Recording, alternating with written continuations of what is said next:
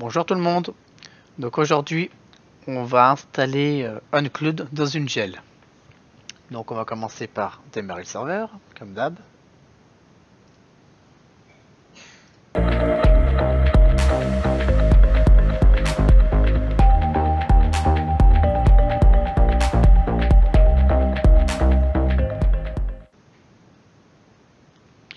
Donc une fois le serveur démarré, on va lancer notre page web. Enfin l'interface web du serveur. Vous m'avez compris.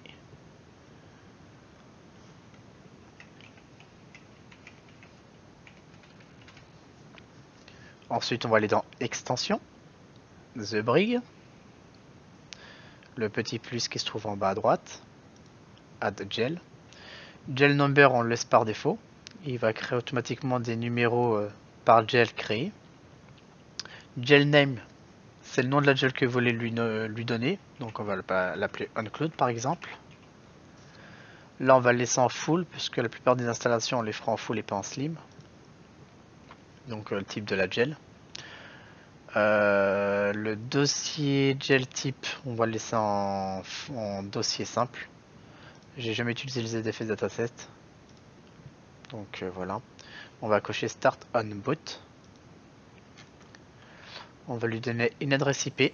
Donc pour ce faire, vous allez tester une adresse IP sur votre réseau et voir si elle est disponible. Par exemple, moi mon serveur il est en 60. On va faire la suite, on va voir si il est disponible. Ce qui est le cas. Donc, on va taper donc notre adresse IP. Suivi d'un /24 qui est le masque sous réseau, donc 255.255.255.0. On clique sur les deux petites flèches pour l'ajouter.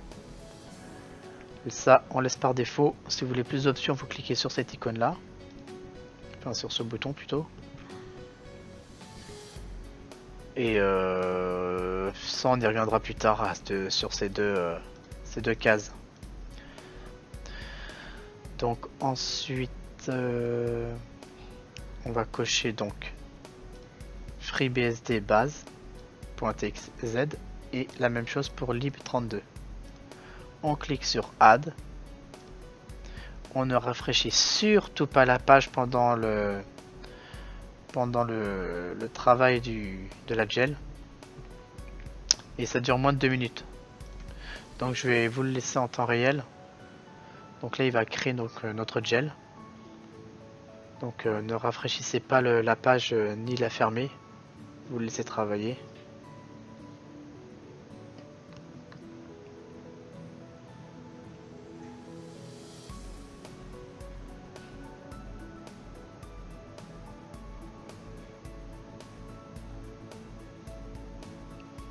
Donc c'est pas très long, hein, c'est quelques secondes. Hein. Faut être un petit peu patient. Mais c'est moins de 2 minutes, hein, je vous rassure.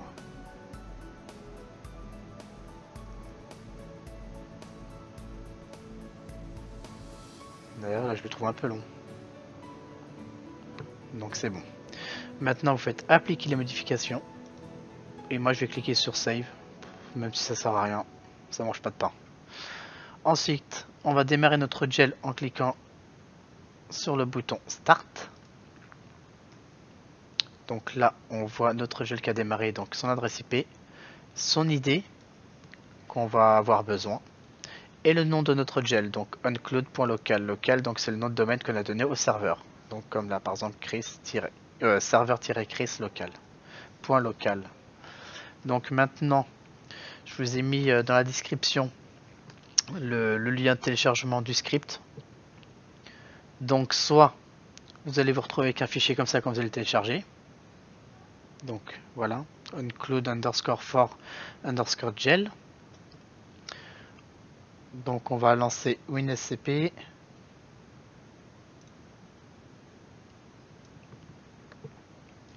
On va cliquer sur la petite icône pour lancer petit.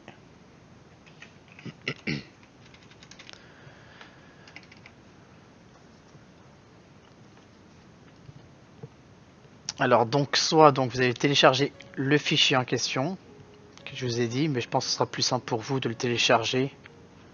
Enfin ça va revenir au même.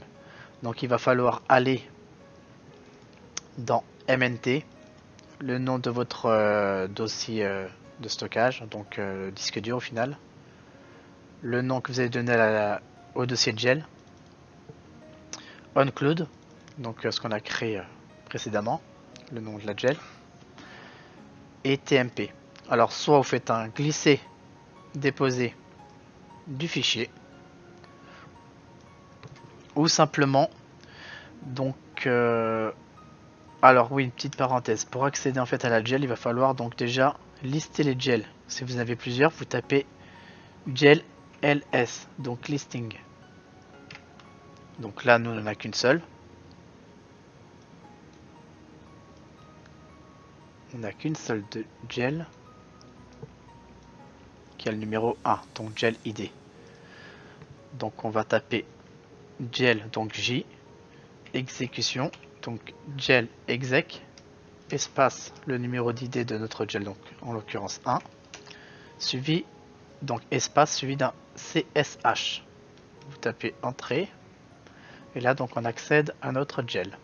On est à l'intérieur de notre gel. Donc par exemple si je fais un cd mnt stockage, ah bah oui, ça ne fonctionne pas, puisqu'on est emprisonné dans notre gel. On n'est plus sur le serveur. Même si, entre guillemets, on est physiquement sur le serveur, lui, il considère qu'on n'est plus sur le serveur, quoi. Enfin bref. Donc nous, on va taper TMP pour accéder donc au dossier temporaire. Donc, soit vous tapez fetch suivi de l'adresse web que je vous ai mis dans la description, donc http etc. Chris etc. Ou sinon, si vous avez glissé déposé comme moi le fichier, vous tapez directement sh onclude tabulation. Voilà. Alors, en sachant que ce script, j'ai mis un peu de temps à le modifier pour qu'il soit adapté avec le nouveau serveur. Il est interactif, c'est-à-dire que vous pouvez aussi bien le modifier ces 5 lignes, enfin plutôt 4 puisque c'est en l'ignore. Donc vous pouvez choisir le nom de votre port. L'adresse IP, donc nous en l'occurrence c'est 61 puisqu'on a dit qu'il était disponible, donc ça correspond à notre gel. La version d'onclude, donc la dernière en date, et le nom de la base de données que j'ai appelé onclude. Vous pouvez l'appeler cloud, vous pouvez l'appeler toto, vous pouvez l'appeler mon cloud, etc. Donc peu importe, ça n'a pas trop d'importance, hein. Ça n'empêchera pas le bon fonctionnement de l'installation. Ou sinon, par exemple, je sais pas, ici j'ai mis 90, donc le nom du port. Je vais vous montrer que il est vraiment interactif dans le sens où même si je fais des modifications lors de l'installation, on va pouvoir le faire. Donc faites entrer donc pour l'installation. Donc on va choisir 1 puisque c'est ce qui nous intéresse. Nous on s'occupera plus tard de tout ça, hein, si vous voulez mettre à jour onclude etc. Donc on va taper 1 entrée. Donc ce script s'exécute-t-il à l'intérieur d'une gel? Oui, donc yes. Confirmer l'installation d'onclude? Oui, yes.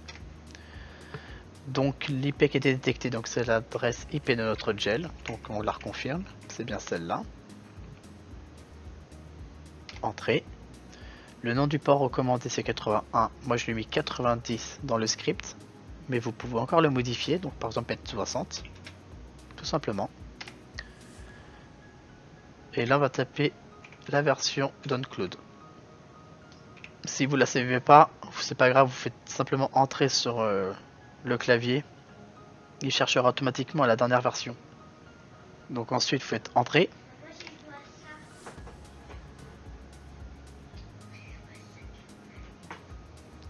Ensuite vous allez cliquer sur yes. En fait, quand vous allez créer une nouvelle gel, il faudra retélécharger des nouveaux paquets dans la gel, donc qui s'appelle l'outil de management de paquets. Donc ça, on est obligé de le faire à chaque fois que vous créez une nouvelle gel. Mais une fois que vous avez fait cette opération une seule fois, vous n'aurez plus besoin de le faire. Donc on fait Y et entrée, et là on patiente le temps qu'il télécharge tous les paquets. Et après, la suite du script va automatiquement se dérouler. Donc je mets tout ça en accéléré.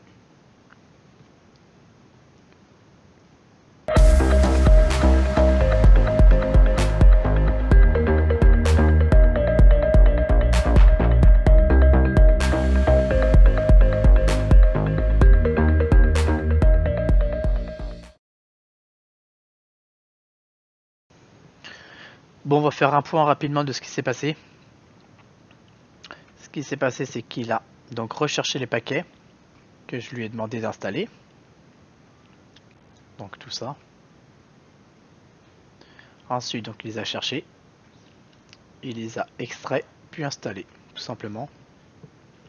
Ensuite, pour notre dossier www, là où va se trouver en fait la page web de notre cloud. Donc il a créé un groupe et un utilisateur. Il a fait la même chose aussi pour MySQL. Un groupe et un utilisateur avec une ID 88.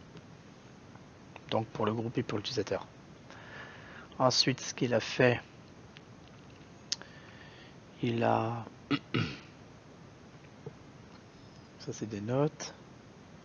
Il a créé une base de données, donc OnCloud, qui est là. Il nous l'a créé automatiquement puisque c'est le nom qu'on lui a donné dans le script. On aurait pu lui mettre Toto, il aurait mis Toto. Il a démarré le serveur MySQL. Et puis installer les paquets, etc. et configurer MySQL. Donc ensuite, là je vous ai mis un petit mot sécurité d'installation. Le mot de passe route par défaut est vide. Donc là il va falloir faire entrer. Vous devez enregistrer un mot de passe route puissant, donc un fort mot de passe. Supprimer les comptes anonymes, interdire l'accès route à distance, supprimer la base de données de test et recharger les tables de privilèges. Donc ça on va le faire ensemble. Donc mot de passe vide. Il nous demande si on veut mettre un nouveau mot de passe pour route. On fait oui, yes, Y. On tape notre nouveau mot de passe. On le retape. Ensuite, si on veut supprimer le compte anonyme, oui. Désactiver le route distant, oui. Donc yes, toujours Y. Supprimer la base de données test et accès, oui. Et recharger la table des privilèges now, donc maintenant, oui. Donc là on va taper aussi 3 fois pardon, le même mot de passe. Celui de votre choix, hein. Il faut que ce soit le même. Voilà. Donc maintenant il va falloir donc créer un nouveau certificat pour se connecter en fait à la page web en HTTPS. Donc là on peut mettre n'importe quoi, hein, vu que c'est pour c'est pas très important. Donc fr, et là à partir de là je vous ai mis organisation name doit correspondre à l'IP de votre gel. Donc organisation name, on le voit bien là. Il va falloir donc taper l'adresse IP de notre gel. Donc entrée. Là on peut faire entrée, entrée, entrée et entrée. Et une fois de plus entrée. Donc là il a créé des fichiers certes, donc toujours les fichiers certificats, il les a mis dans un emplacement approprié. Il a créé une sauvegarde de configuration de la HTTPD. Il a modifié le fichier. Donc en fait tout ça c'était dans le script, mais ça on le voit pas parce que c'est des commandes echo. Donc ça on le voit pas forcément ce qui modifie, les lignes qui rajoutent, etc. quoi. Donc voilà. Donc ça vous pouvez regarder ce qui est dans le script, hein. Donc après il modifie donc l'HTTPD avec MIM pour qu'il soit compatible. Modification de php.ini. Et donc là il télécharge. Donc là il a créé un dossier donc www qu'on a vu tout à l'heure où il a donné des droits utilisateur et groupe et télécharge OnCloud.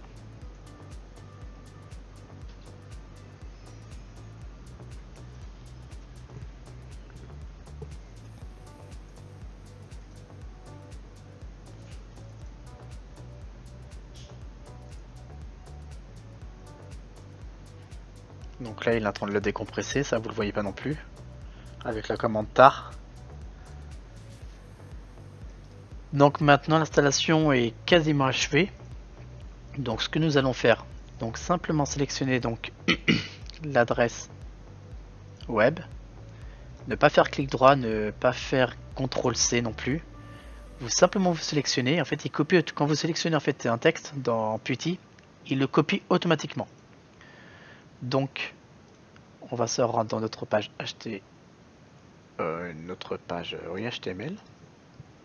Donc ouvrir un nouvel onglet, CTRL V, ou clic droit coller, entrée, paramètres avancés pour accepter notre nouveau certificat qu'on a créé tout à l'heure.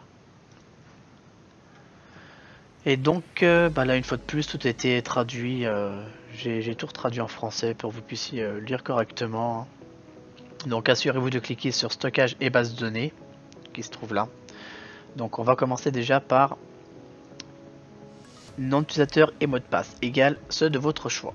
Donc on met absolument ce qu'on veut ici. Donc ça sera, là on crée en fait, voilà, il le marque là, créer un compte administrateur. Donc voilà. Ensuite on clique sur stockage et de données. Ça je l'ai pas, j'aurais dû le rajouter cette ligne là, mais bon c'est pas trop grave. Vu que je vous le montre en vidéo, il faut cliquer aussi maintenant dans MySQL Maria Database. Pour voilà, faire défiler un nouveau tableau. Donc utilisateur de la base de données, on va taper root. Le mot de passe, c'est le mot de passe que vous avez choisi plus tôt pendant le script. Donc on a fait yes pour quand il y a marqué set root password, qu'on a réinitialisé donc le mot de passe root MySQL. Donc vous allez taper ce mot de passe là. Nom de la base de données, donc en l'occurrence OnCloud, c'est marqué là, ou Toto si vous l'avez nommé Toto. Terminer l'installation. Nous patientons le temps qu'il crée automatiquement les nouvelles données dans MySQL, donc les tables, etc. quoi. Donc là, une fois de plus, hein, on ne ferme pas la fenêtre, etc. Et donc là, on a eu aucune erreur. C'est ce qu'il nous demandait en fait là. Une fois la page rechargée, avez-vous une erreur de domaine non approuvé? Ce qui n'est pas notre cas. D'ailleurs, on peut même lancer directement OnCloud, qui est déjà prêt à l'emploi. Et il démarre parfaitement. Donc là, on peut répondre non. Là, on peut faire entrée, Q, quitter. Donc là aussi, la mémoire cache n'est pas obligatoire. Vous pouvez activer la mémoire cache. Mais malheureusement, si vous l'activez,